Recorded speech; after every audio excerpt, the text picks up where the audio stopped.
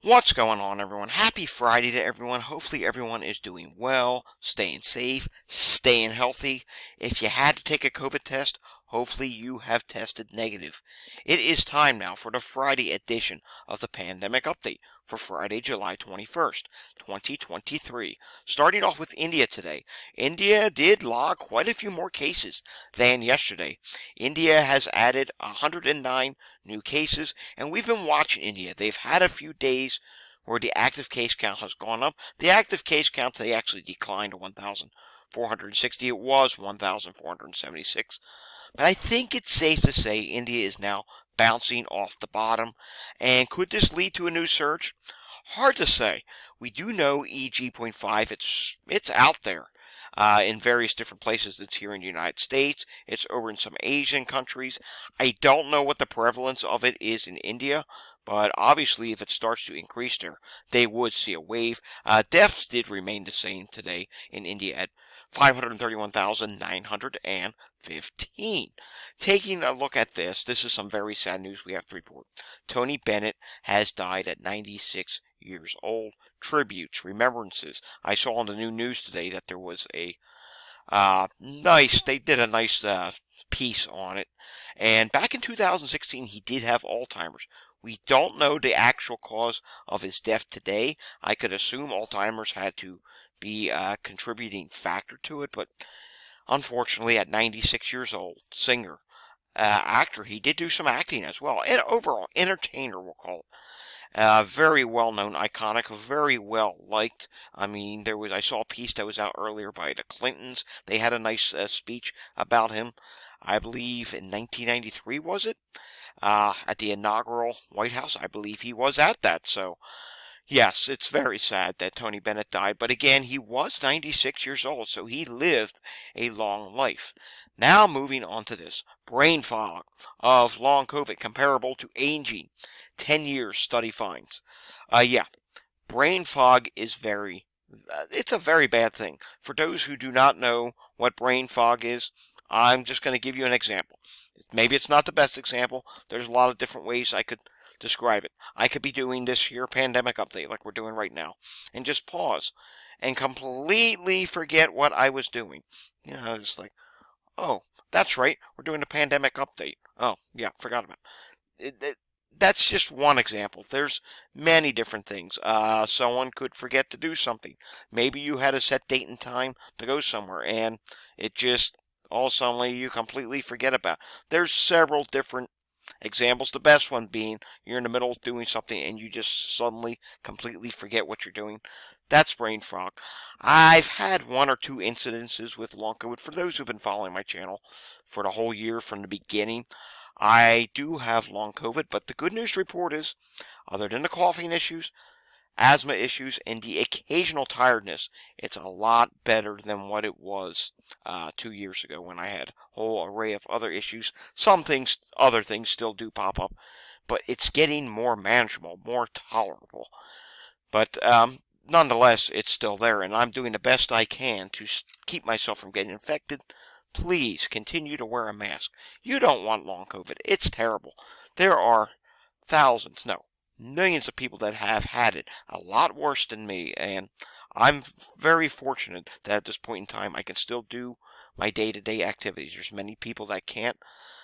God bless those people. I hope things get better for you. So yes, long COVID, brain fog, is comparable to aging 10 years. That's just horrible. We need to do more about long COVID. All right, moving on to active COVID cases. They're out there. They're happening. We know they're increasing. And check this out. COVID-19 alert. Santa Monica City Council meeting. Attendee test positive. Precautionary measures advised. And basically what's happening here is the city of Santa Monica, California, is urging attendees to monitor symptoms. It should say urges attendees to maybe go out and get COVID tests, because we do know that asymptomatic cases are real and they can happen. Finally, in the news category today, we do have to take a look at this. There was an EF2 or EF3, I think it might have been upgraded to EF3, tornado that hit in the Raleigh area of North Carolina, or near Raleigh. And unfortunately, it did do heavy damage to a Pfizer plant. And because of that, they're saying they'll probably create long-term shortages of some drugs that hospitals need. So this is not good, and this makes nearly 25% of some of Pfizer's products. So yes, this is not good at all, and it's definitely going to cause complications as we head into cold and flu season as well. Moving on now, let's take a look at air quality for today. As you'll see here, the air quality in the U.S. is actually not that bad right now. I mean, you do see a lot of yellow, but it's a lot better than what we have been seeing. We still have the West Coast with some bad air quality, and believe it or not, some parts of New England still some bad air quality. But I promise you, there's a cold front coming through. That's going to push it eastward, and it is going to get a bit better. It's actually going to be a very nice weather weekend in the Northeast. If you follow my other channel at Climate Data Report, you'll see that nice weather is coming for the weekend. Didn't do an update there yet today. I don't know if I'll get to one there today. If not, there'll be one there tomorrow. Let's take a look at Walgreens for this week. We're not going to take a look at too much here today. The national positivity rate is at 33.7%. Prior week is 32.5%, a difference of 1.1%. And we do know testing was up this week, 1,753 versus 1,426. And we do want to take a look at New York State here, because I'm leading up to something else you're going to see later on in the video. 37.8% positivity this week versus 34%, difference of 3.7%. Testing was only down by 2, 45 versus 47, and we're calling this a legitimate rise. We're going to get to New York State in just a couple minutes, and you'll see why we're calling it a legitimate rise. The Northeast as a whole, this is part of the reason why we're calling it a legitimate rise. The Northeastern states, they are rapidly rising now for COVID-19 and wastewater. This was not good to see today. Let's push myself over to the left because I do want to show you a few things that would be blocking the view. New sites, 164.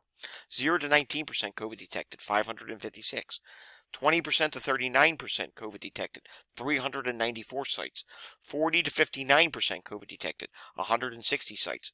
60 to 79% COVID detected, 45 sites. 80 to 100% COVID detected, 5 sites. And there will be a full wastewater update that comes out on Sunday. That will be the second video for Sunday. There's a lot of stuff coming out this weekend, including the staffing shortage update, which is going to be tomorrow evening. We'll do the pandemic update first at its normal Saturday time, maybe between like 11 and 1 p.m.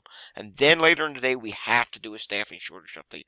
There are so many places that need help, that need staff right now. All right, let's take a look at the latest variant proportion update. And here's the national level. XBB 116 is at 14.8%, XBB 191 is at 13.2%, XBB 2.3 is at 13%, XBB 1.5 is at 12.3%, and the highly watched EG.5 is at 11.4%. We did do the full variant proportion update down below, so this is something you want to check out if you did not see. But I do also want to go to region 1 here. This is New England, and I have to show this to you.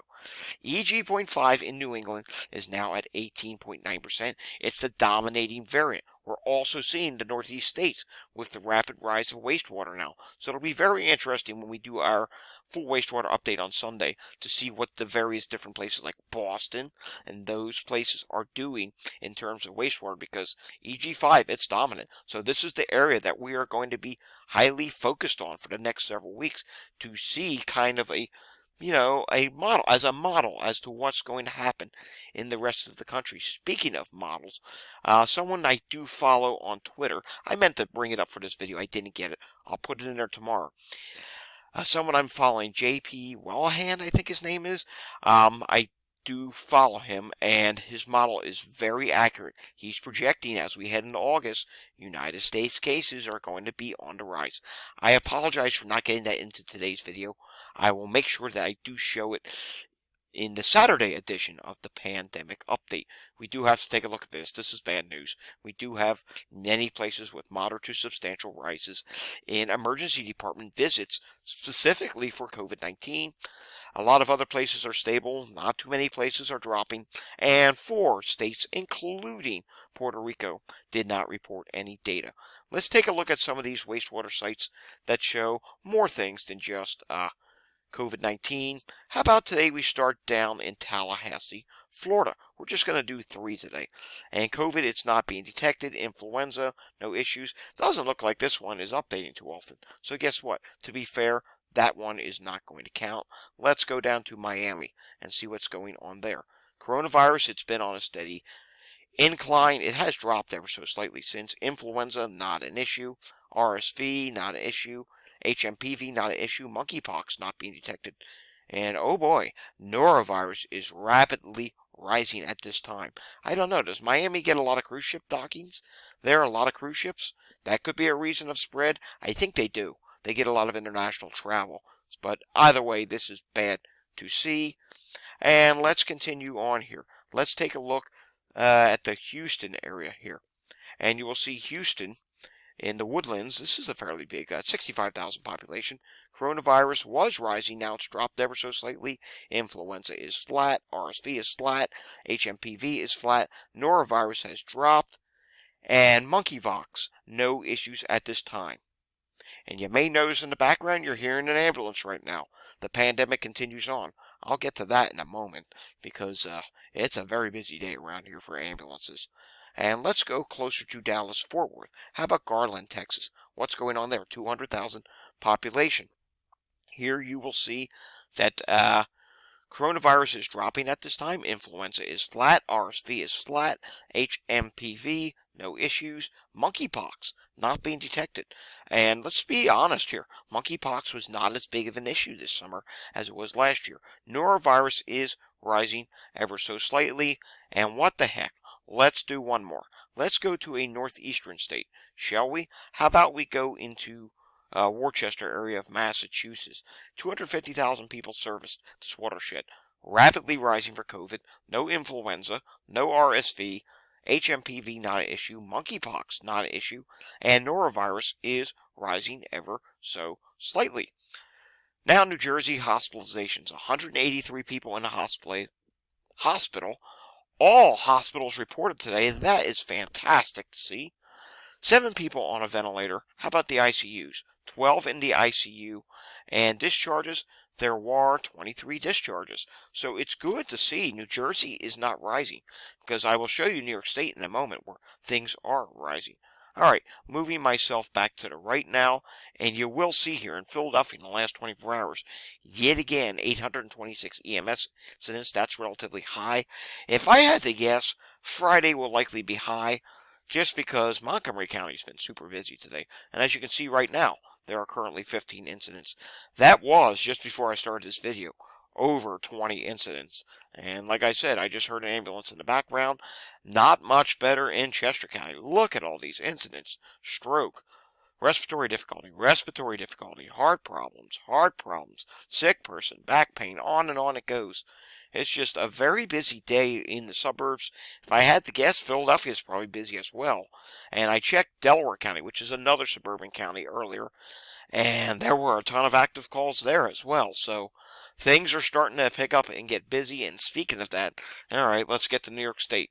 441 cases, not including the at-home test, reinfections, people that don't bother to get a test. And look at this.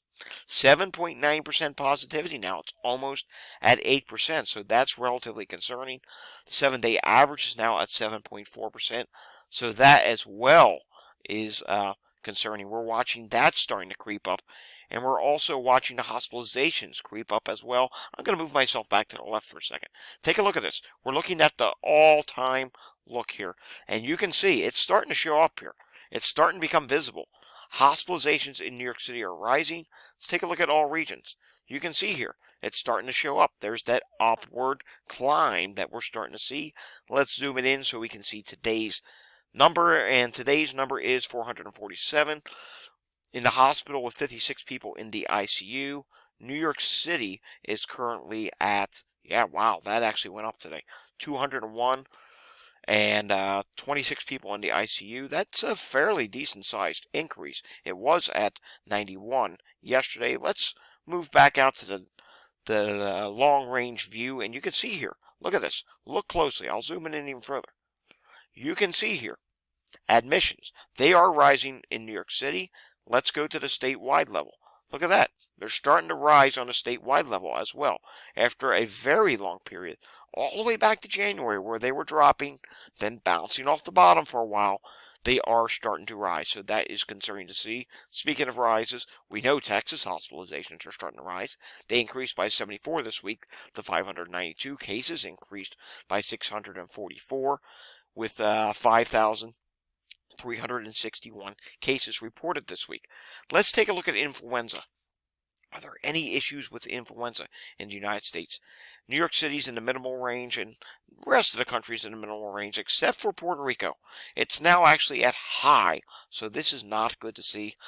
Puerto Rico, there are concerns, continuing concerns of influenza there. Now let's take a look at the international pandemic numbers, and we'll just only do a few countries here, and I want to refresh this to make sure it's most up to date.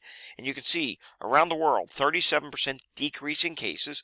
We suspect that may change in the next couple weeks, but we'll see. We did see one day where it actually did turn positive this week. Deaths are down 52%. Singapore cases are up 99%. No deaths reported. Guatemala cases down 29%. Hong Kong cases down 21%. Australia cases now down 90%. Deaths down 86%. Panama cases down 27%. However, deaths, there are 4 versus 3. Afghanistan cases are up 42%. Switzerland cases are now up 12%. And then finally, we'll come down here. We'll end on Morocco, where cases are up 43%. And no deaths were reported there this week. Alrighty.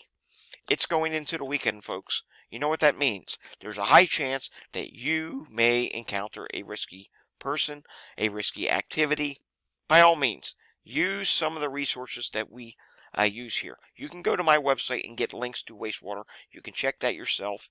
I've showed you many of different forms of data here. Risk assessment is key. You want to check the wastewater. If your area still reports cases, you want to check that. Walgreens positivity, emergency department visits, whatever you can look at to assess a risk before going to an event. Hopefully it's an outdoor event. By all means, stay safe this weekend. If you like this video, give it a thumbs up. If you want to see more content like this, subscribe to my channel down below. If you know anyone that needs to know this information, or someone that needs a wake-up call or a reality check that, hey, the pandemic's still going on, by all means, share this with them. I will see you over the weekend. We got 2 videos coming tomorrow, and we have 2 coming on Sunday. Tomorrow will be pandemic update and staff shortages. Sunday will be wastewater and probably a pandemic update. I'm thinking we're just going to do one on Sunday. Even if there isn't much data, you know what? We need to continue these updates as much as possible because we need the message out there that this is not over and that it's getting risky again. I just showed you in the Northeast, wastewater is rising. So, as you know, it's getting bad again. Alrighty, folks. Have a great weekend. I'll see you all again next time. But until I see you again next time, stay safe, everyone.